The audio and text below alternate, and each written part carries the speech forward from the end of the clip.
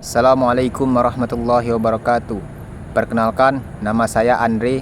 Saya dari kelas PAI 3E dengan NIM 2311133. Di sini saya akan menjelaskan persoalan fikih dari bab 1 sampai dengan 7. Yang pertama tentang definisi syariah, fikih dan usul fiqh. Syariah adalah hukum Allah yang bersifat ilahi, meliputi seluruh aspek kehidupan manusia yang bersumber dari Al-Quran dan hadis. Kemudian fikih sendiri merupakan ilmu yang mempelajari hukum-hukum praktis yang diambil dari dalil-dalil syar'i seperti tata cara ibadah dan muamalah. Kemudian usul fiqh sendiri adalah ilmu yang membahas kaidah-kaidah atau metode untuk menggali hukum syar'i dan sumber-sumber syariah itu sendiri. Kemudian untuk perkembangan sejarah fikih, yang pertama pada masa Rasulullah. Pada masa Rasulullah, hukumnya itu langsung berasal dari wahyu, dari Al-Quran maupun hadis. Kemudian pada masa sahabat, yaitu ijtihad berkembang untuk menyelesaikan persoalan-persoalan baru yang belum ada. Kemudian masa mazhab, muncul mazhab-mazhab besar seperti Hanafi, Maliki, Syafi'i dan Hambali serta kodifikasinya dalam hukum Islam. Kemudian yang terakhir adalah masa kontemporer.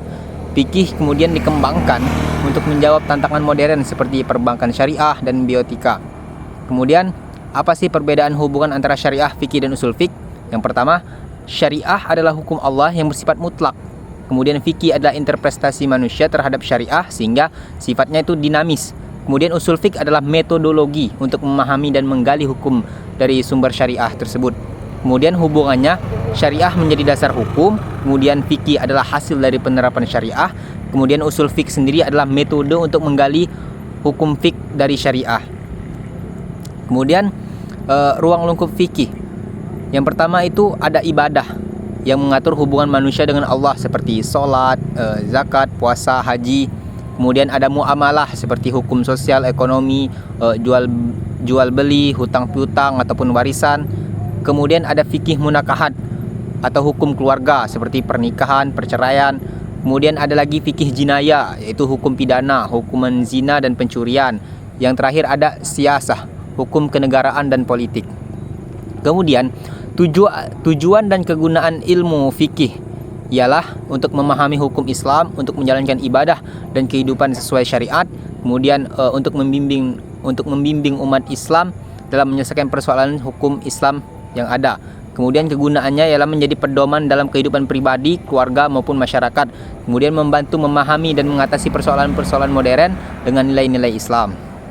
Kemudian selanjutnya kita masuk ke bab 2, sejarah perkembangan fikih pada masa Rasulullah. Jadi pada masa Rasulullah itu sumber hukumnya langsung dari wahyu Al-Quran dan hadis. Kemudian untuk metodenya, Rasulullah itu menjawab persoalan umat dengan wahyu atau ijtihad yang selalu divalidasi oleh Allah. Jadi sahabat itu bertanya langsung kepada Nabi Muhammad dengan ciri khasnya dinamis sesuai dengan kebutuhan masyarakat pada saat itu. Kemudian untuk contoh hukum tentang waris, puasa dan pernikahan disampaikan secara bertahap. Kemudian sejarah perkembangan fikih pada masa para sahabat. Jadi sumber hukum yang di masa para sahabat ya tetap Al-Quran dan hadis. Kemudian ada lagi ijtihad para sahabat. Kemudian untuk metodenya, sahabat menggunakan ijma' atau qiyas dan maslahat untuk menyelesaikan persoalan baru yang belum diketahui. Kemudian ciri khasnya itu fokus pada persoalan masyarakat yang lebih kompleks akibat perluasan wilayah Islam. Contohnya Umar bin Khattab menggunakan ijtihad dalam kebijakan pembagian tanah dan rampasan perang.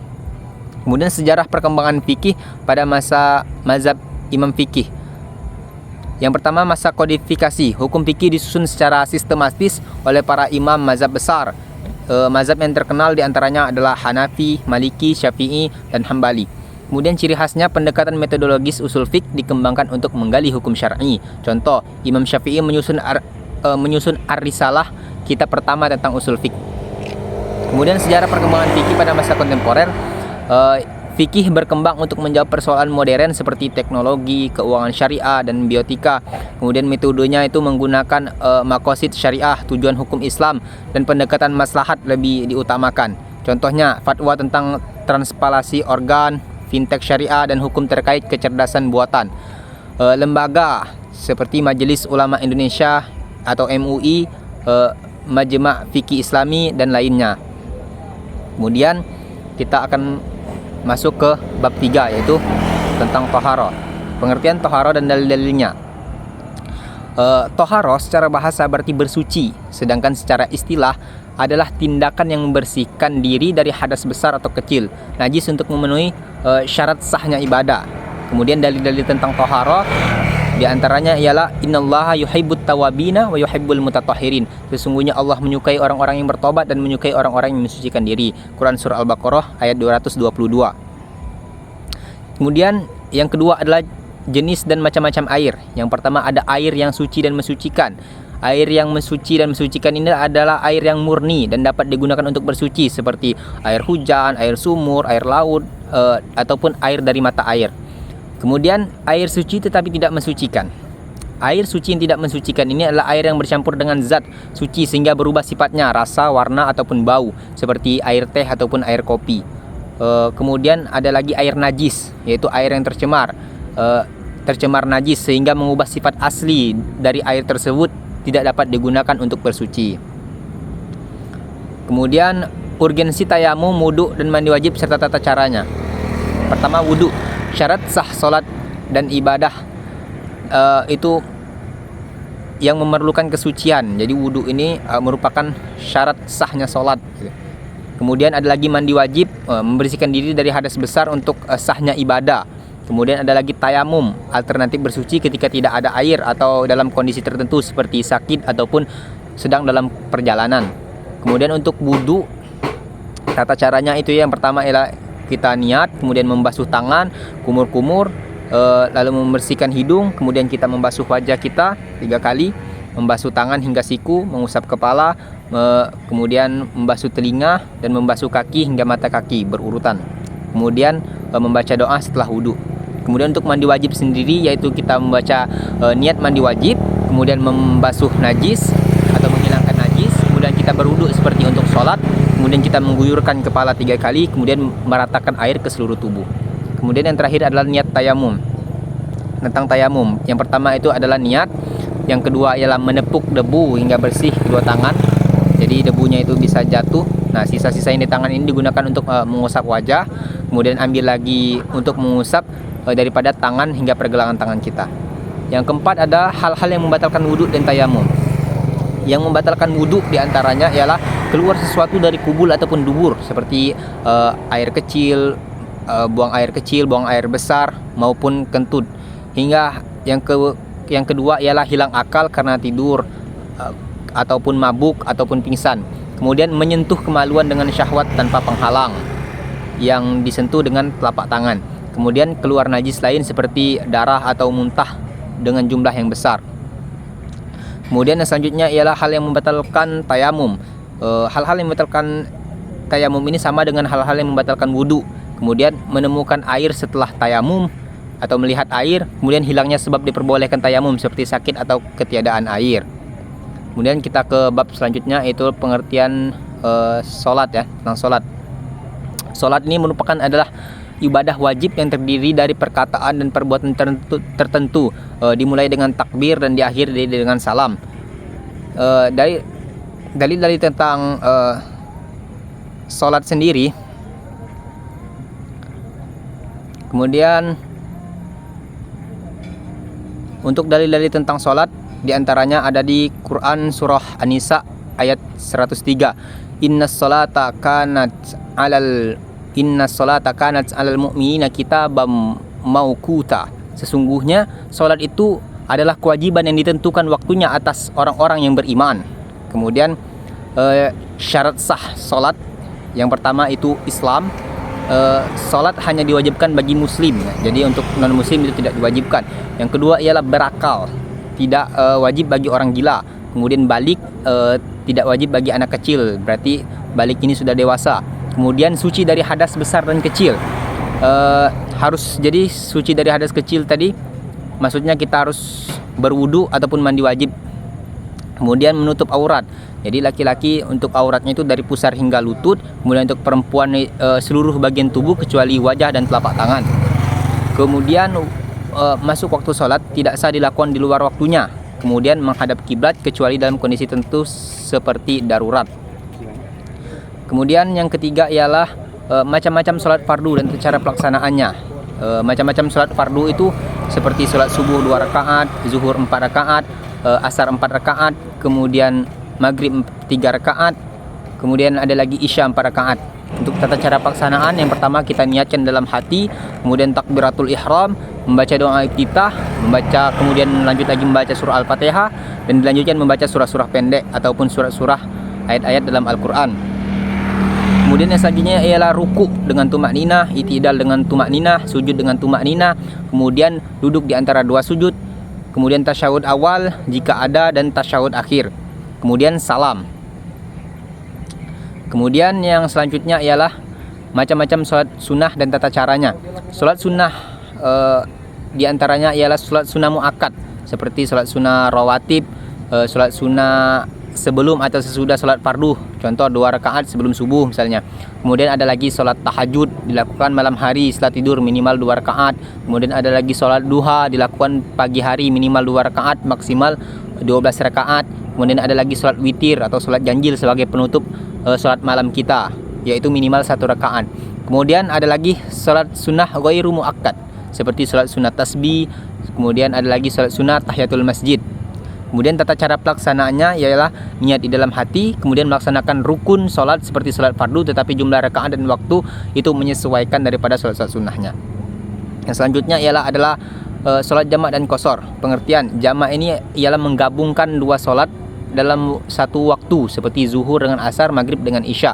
Sedangkan qashar meringkas sholat yang rakaat menjadi 2 rakaat seperti zuhur, asyar dan isya. Jadi sholat yang 4 rakaat itu bisa dikosor dengan syarat-syarat tertentu, yaitu ketentuannya diperbolehkan saat safar, dalam perjalanan jauh atau dalam kondisi darurat. Kemudian tidak berlaku untuk sholat subuh. Kemudian untuk tata caranya, niat jamak atau kasar sebelum sholat, kemudian melaksanakan sholat sesuai aturan jamak, jamak takdim ataupun jamak takhir. Kemudian kita akan melanjutkan ke bab selanjutnya, kewajiban yang dilakukan terhadap jenazah. Yang pertama itu ada 4. Yang pertama itu memandikan jenazah, mengkafani jenazah, kemudian menyolatkan jenazah, dan yang terakhir menguburkan jenazah. Itu adalah kewajiban terhadap jenazah. Karena yang namanya manusia suatu saat pasti akan meninggal dunia. Jadi perlu untuk melakukan kewajiban ini terhadap jenazah. Kemudian untuk tata cara penanganan jenazah, yang pertama memandikan jenazah. Yang pertama letakkan jenazah di tempat yang bersih dan tertutup, kemudian bersihkan najis dari tubuhnya. Kemudian lakukan wudhu kepada jenazah seperti wudhu untuk sholat. Kemudian mandikan jenazah minimal sekali dengan air yang suci dan mensucikan. Gunakan sabun jika perlu. Kemudian siramkan air dari kepala hingga kaki sebanyak 3 kali atau lebih, atau ganjil ya. Kemudian mengkafani jenazah. Yang pertama, kain kafan berjumlah 3 lapis untuk laki-laki dan kemudian 5 lapis untuk jenazah perempuan. Yang pertama kita bentangkan kain kafan, letakkan jenazah di atasnya, bungkus tubuh dengan rapi mulai dari kaki hingga kepala. Kemudian yang selanjutnya adalah menyolatkan jenazah. Rukun dan salat jenazah yaitu niat, kemudian membaca takbiratul ihram 4 kali. Takbir pertama membaca Al-Fatihah, takbir kedua membaca salawat kepada Nabi, takbir ketiga membaca doa untuk jenazah, takbir keempat membaca doa untuk jenazah juga, dan kemudian salam. Kemudian untuk menguburkan jenazah, yang pertama kita gali liang lahat yang cukup dalam, kemudian letakkan jenazah menghadap kiblat dengan posisi miring sebelah kanan, kemudian kita tutup liang kubur dengan tanah, kemudian lakukan doa dan tahlil untuk jenazah setelah pemakaman. Kemudian talqin mayit. Talqin mayit ini adalah amalan berupa bimbingan jenazah untuk mengingat kalimat tauhid la ilaha illallah setelah diletakkan di kubur.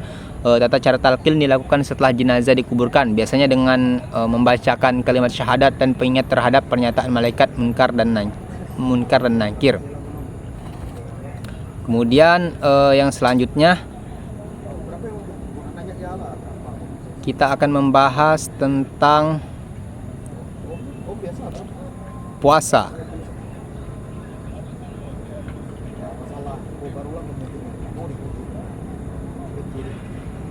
Puasa atau saum dalam bahasa Arabnya adalah ibadah yang menahan diri dari makan, minum, hubungan suami istri dan hal lain yang bisa membatalkan puasa dari terbitnya fajar hingga terbenamnya matahari. Kemudian untuk dalilnya Allah berfirman dalam Quran Al-Baqarah ayat 183, ya ayyuhalladzina amanu kutiba alaikumusiyam kama kutiba alal ladzina min qablikum la'allakum tattaqun. Hai orang-orang yang beriman, diwajibkan atas kamu berpuasa sebagaimana diwajibkan atas orang-orang sebelum kamu agar kamu bertakwa. Kemudian syarat atau sunnah dan fardu puasa. Syarat puasa yaitu Islam, balik, berakal, kemudian mampu secara fisik, tidak sakit, tidak sedang dalam haid atau nifas bagi perempuan. Sunnah-sunnah puasa itu seperti menyegerakan berbuka, mengakhirkan sahur, membaca doa berbuka, menghindari perkataan atau perbuatan buruk. Kemudian fardu puasa. Fardu puasa ini adalah niat di malam hari sebelum fajar, kemudian menahan diri dari hal-hal yang membatalkan puasa dari fajar hingga terbenamnya matahari atau hingga waktu maghrib. Kemudian hal-hal yang membatalkan puasa ialah makan dan minum dengan sengaja, berhubungan suami istri di siang hari, muntah dengan sengaja, keluar darah atau haid atau nifas, menggunakan infus atau suntikan yang bernutrisi, kemudian murtad dari Islam. Kemudian yang selanjutnya ialah jenis-jenis puasa. Di antaranya ialah puasa Ramadan, puasa qada, puasa nazar, puasa kafarat. Kemudian untuk puasa sunnah seperti sunnah Senin Kamis, puasa Arafah, puasa Asyura. Kemudian ada lagi puasa 6 hari di bulan Syawal. Hikmah puasa sendiri ialah membantu merasakan penderitaan orang miskin dan meningkatkan solidaritas kita sebagai umat muslim. Kemudian untuk membantu kesehatan kita, mengatur pola makan kita juga.